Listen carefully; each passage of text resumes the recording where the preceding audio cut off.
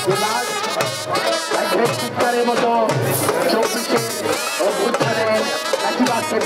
এবার first time আমরা একসাথে কলেজে ছিলাম। ছোটবেলায় তো আগে উঠে টিভি দেখা হতো, আফসোস করা হতো যে আম্মু আমি যেতে পারলাম না, তো এবার আম্মুই বললো যে এবার বড় হয়েছিস এবার ফ্রেন্ডদেরকে নিয়ে যা। আমাদের সংস্কৃতির কি কি দেখেছেন আমাদের কৃষ্টি কালচারে? এই যে সবাই লাল সাদা শাড়ি পরে আছে, সবাই একটা থিম মেনটেন করছে।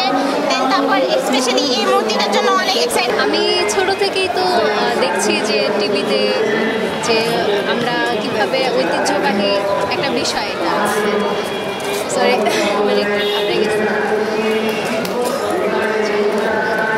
আমাদের ঐতিহ্য এটা আমরা জানি, ছোট থেকে এটা দেখা বড় হওয়া, আর এখন প্রথম চারুকলার স্টুডেন্ট হিসেবে দেখছি, কাছ থেকে দেখেছি কীভাবে বানানো হয়েছে বিষয়গুলো।